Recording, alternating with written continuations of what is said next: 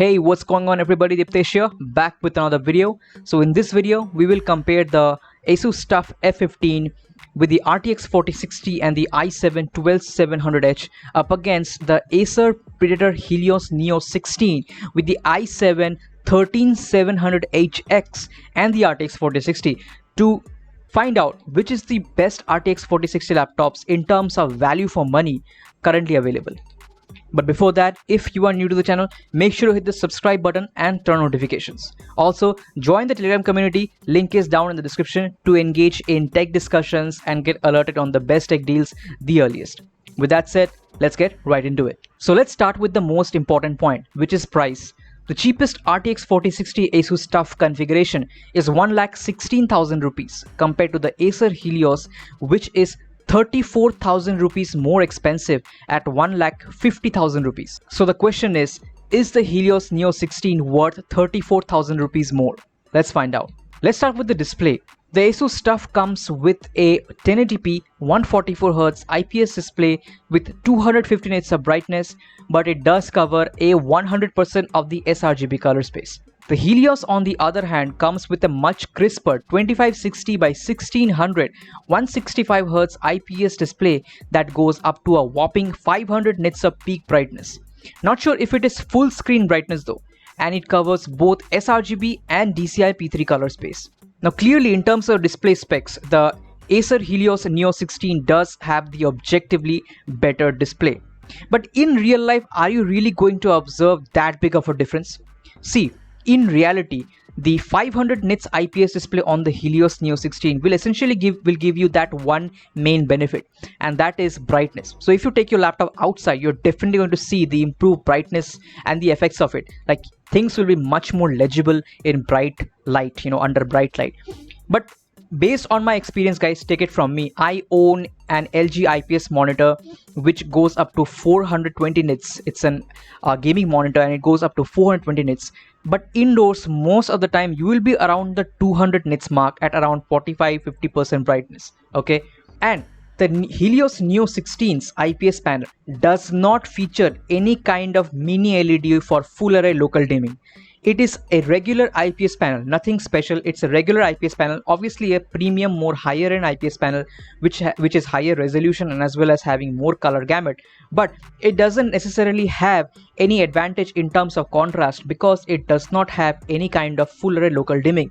So essentially, in terms of contrast, which is very vital, both the Helios and the TUF will basically have the same contrast. And remember, since the Helios does not have any kind of a local dimming feature, that means when you crank up that brightness high, because I have a high brightness IPS monitor, when you crank that brightness high, you are going to start losing contrast because it results in raised black levels. So essentially, when you crank that brightness high, right, it does give you a brighter experience, but it doesn't necessarily give you a better experience, especially if you watch darker shows or if you watch movies at night.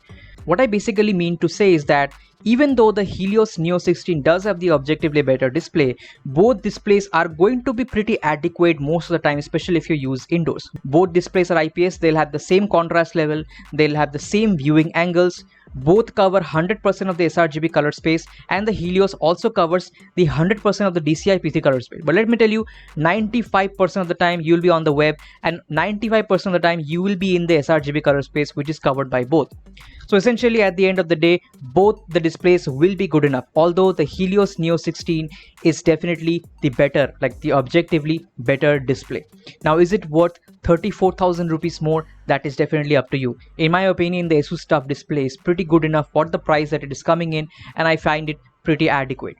You let me know your thoughts. Okay, the next biggest difference is the CPU. The cheapest ASUS TUF 4060 configuration comes with a great 14-core i7 12700H.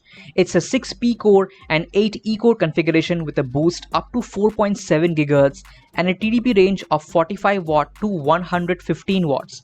The fact that ASUS provides the 12700H in its cheapest 4060 configuration makes the 13700H and the i9 13900H 4060 configurations totally irrelevant. Do not even consider those variants. This 12700H in the ASUS TUF is paired with 16GB of DDR4 3200 megatransfers per second RAM. Now the Helios Neo 16 comes with the 16-core i7 13700HX, which is basically a rebranded i9 12900HX flagship CPU from last year, featuring 8 cores and 80 cores. This CPU boosts up to 5 GHz on a single core and has a TDP range of 55 watts to 157 watts. And this CPU is also paired with 16GB of DDR5 4800 megatransfers per second RAM. Now let's talk about CPU differences first for non-gaming workloads. A typical i7 13700HX will be around 20% faster for pure multi-core performance compared to a typical i7 12700H. I'm using the word typical because these Intel processors are very dependent on power. So it will greatly depend on the laptop OEM, like what type of power limits has the OEM set and what is the cooling capacity of the laptop. Basically, higher the power that can be supplied to the CPU, these Intel CPUs, higher will be the performance. These CPUs are very power dependent.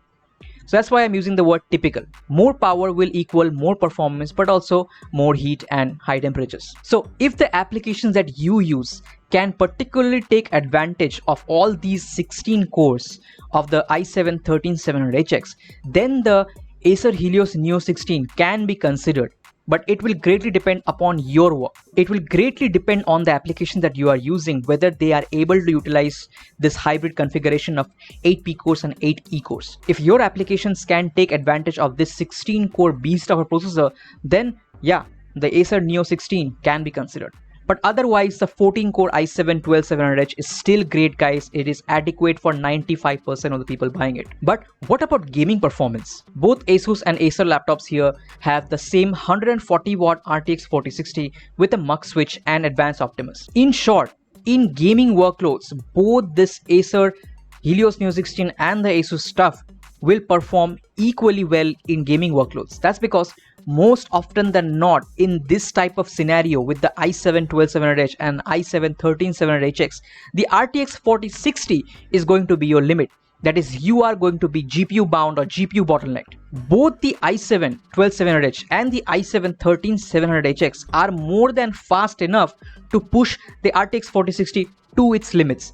Both are fast enough to keep up with the RTX 4060. So you are not going to see any higher FPS by using a higher end processor, because like I said, your RTX 4060 is going to be the limit. Your processor is fine. It is already fast enough. Now some of you may say that the Asus TUF F15 is using DDR4 RAM compared to the Acer Helios Neo 16, which is using DDR5 RAM. So won't this affect gaming performance in any ways? Well, my friends, no, it is not going to affect gaming performance. In this configuration with an sort of entry-level RTX 4060 GPU and also definitely entry-level DDR5 4800 megatransfers per second CL40 RAM will not give you an advantage over DDR4 3200 megatransfers per second RAM running at CL22. Let me show you some numbers from Hardware Unboxed.